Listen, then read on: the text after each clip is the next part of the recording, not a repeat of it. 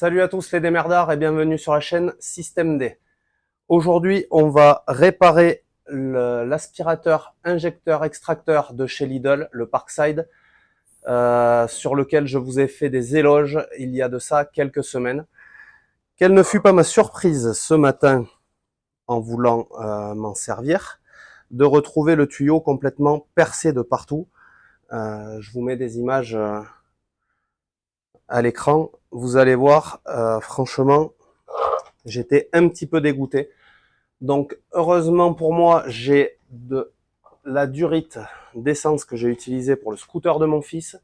C'est de la 6 mm et demi et à l'intérieur, le diamètre intérieur, c'est du 4 mm. Donc, on va commencer tout de suite à démonter ça et on va essayer de voir ensemble si on peut le réparer. Allez, on se met sur l'établi et on attaque. Alors du coup, pour rien vous cacher les démerdards, on est quelques semaines après l'introduction de cette vidéo parce que j'ai eu un petit problème sur mes rushs, donc du coup je suis obligé de tout retourner. Heureusement, j'avais pas jeté le tuyau originel. Donc voilà, il est plié ici. Et il est complètement cassé ici. Voilà. Donc, ça m'a quand même permis de tester ma fameuse durite d'essence. Et je vous ferai voir après, je vais être obligé de la renforcer au niveau de la gâchette parce qu'elle s'était coupée au niveau de la gâchette au bout de très peu de temps. Et j'ai remarqué que en fait, le problème que j'ai rencontré, je pense que c'est parce que je n'ai pas vidangé le circuit d'eau avec le produit à la fin de la dernière utilisation. C'est-à-dire que si on coupe la pompe et qu'on reste appuyé sur le bouton, on va finir de vider la pression qu'il y a dans le tuyau. Et je pense que c'est cette surpression qui a créé ces déchirures que j'ai dans la durite d'origine. Donc là, on est côté aspirateur avec le raccord enclipsable. Donc on dévisse tout simplement. Voilà. On sort la partie écrou, presse étoupe. On vient de ce côté-là. On remet la partie presse étoupe dans la durite. On vient enclencher la durite ici. Et on serre. Donc de ce côté-là, moi, j'ai eu aucun problème. C'est plutôt côté gâchette que j'ai eu un souci. Donc je me mets en place comme il faut et on voit ça. Donc côté gâchette, on est comme ceci. Il y a 4 vis cruciformes, 1, 2, 3 et 4. Donc on desserre les vis au max.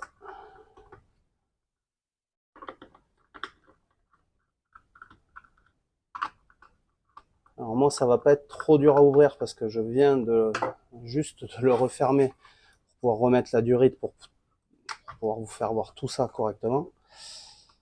On peut glisser un tournevis ici. Ah ben ça c'est quand même reclipsé. Voilà, c'est clipsé. On déclipse. Et voilà, ça s'ouvre de cette manière-ci. On fait attention de ne pas perdre les vis. La partie aspirateur, on la met de côté pour l'instant. Et nous, on va voir cette partie-ci. Donc là, il va falloir démonter la gâchette pour sortir le vieux tuyau. Bon là, non, il n'y a pas besoin de la démonter. Et voilà. Et là, ensuite, même principe que de l'autre côté. On desserre la partie presse étoupe. Et voilà. Et on récupère ça. Et ça, c'est poubelle. Alors maintenant, on va installer la nouvelle durite. Donc, moi, je vais mettre un morceau de gaine thermorétractable pour essayer de la renforcer un petit peu au niveau de l'arrêt de la gâchette ici, là. Ce qui va couper l'eau. Parce que c'est ici que ça me l'avait coupé. Voilà. Bien entendu, j'utilise pas un outil hyper approprié, c'est pas très propre ce que je suis en train de faire là. Avec une petite lame de cutter, Ça sera bien plus joli. Voilà. Donc, on enfile la petite gaine thermo-rétractable. Voilà. Ensuite, on met la partie pressée tout à nouveau. Donc là, sur cette durite-là de 6,5 en diamètre extérieur et 4 en diamètre intérieur, c'est un peu galère à mettre, mais ça y va quand même. C'est surtout un peu galère après à revisser à ce moment-là.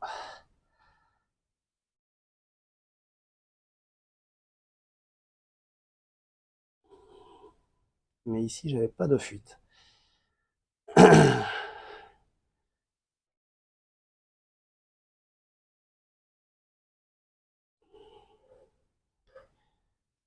En fait, j'ai juste la durite qui s'est coupée.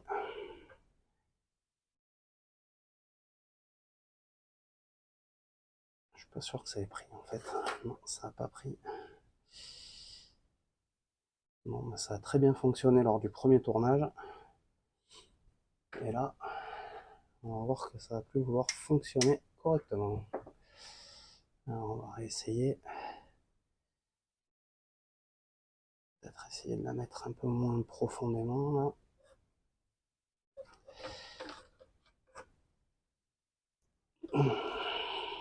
Ah, ça force. Ça force, en plus elle s'entortille.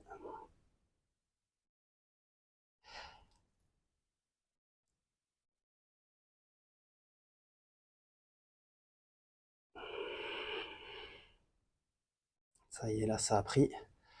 Donc là, il n'y aura pas nécessairement besoin de le visser à fond. Voilà, ça tient. Ok. Donc elle, on va la mettre en place ici. Et on va voir à quel niveau il va falloir la renforcer. Donc, grosso modo, c'est pratiquement dès la sortie du presse-étoupe. Donc on va faire revenir la gaine thermo jusqu'ici. Et là, je vais la chauffer, mais vraiment pas fort. Parce que cette durite, elle est très très souple. Et j'ai peur qu'elle se referme en fait. Alors pour la remise en place de la durite, par contre, il va falloir sortir ce ressort. Moi, je le fais avec un petit crochet comme ça. Voilà.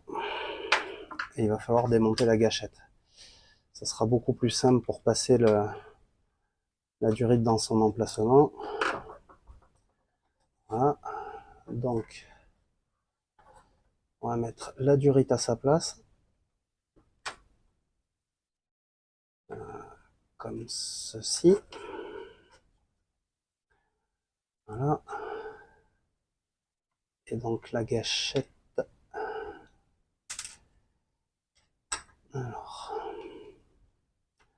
faut passer la durite au milieu de la gâchette. Voilà, on vient remettre la gâchette en place. Elle y est.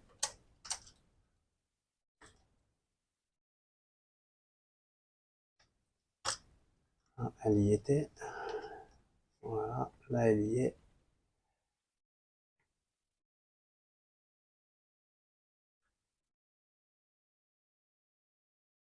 Et on va revisser la vis qui vient maintenir la gâchette en place. En prenant quand même la précaution de ne pas aller pincer la durite. Ça serait dommage de la percer ici alors qu'on vient de la renforcer un petit peu plus haut. D'ailleurs, je me rends compte que je l'ai renforcé vraiment. C'est juste. Est-ce que ça va tenir dans le temps? Ça, l'avenir nous le dira. Et ensuite, on remet en place le ressort. Et voilà. Là, on refait passer la durite dans son emplacement. Elle s'y cale plutôt bien. Voilà, on remet la partie aspirateur en place. On prend garde que la durite soit pas coincée en dessous. On reclipse le tout.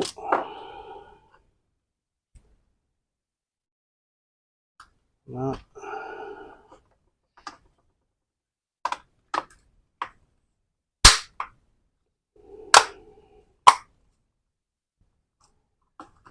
Voilà.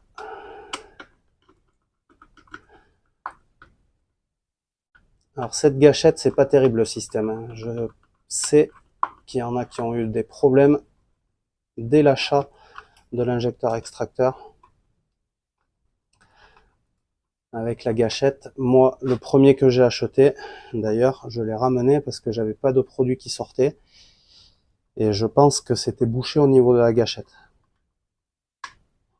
Mais j'ai pas pris le risque de le démonter comme il était encore sous garantie.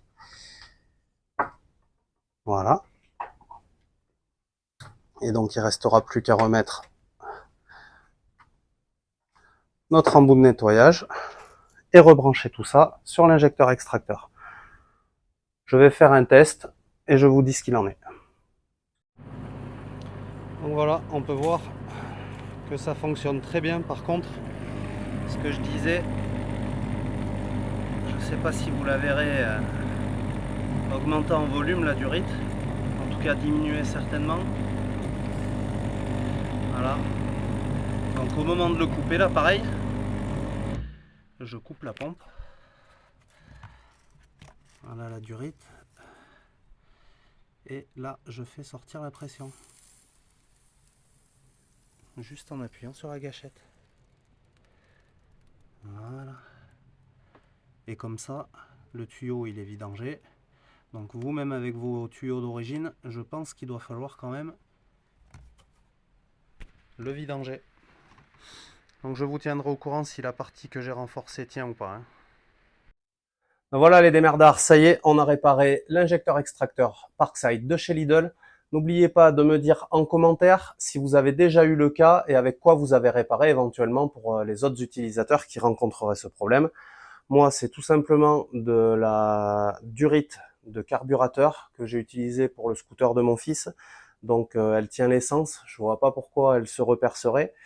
Elle fait 6 mm et demi de diamètre en extérieur, c'est un petit peu gros, il vaudrait mieux 6 mm. Et par contre, elle fait 4 en diamètre intérieur. Donc comme quoi, vous voyez, avec toujours un petit peu d'ingéniosité et un petit peu de patience, on arrive à réparer tout ce qu'on a à la maison, pas besoin de jeter pour racheter. Écologiquement, c'est mieux, économiquement, c'est mieux aussi.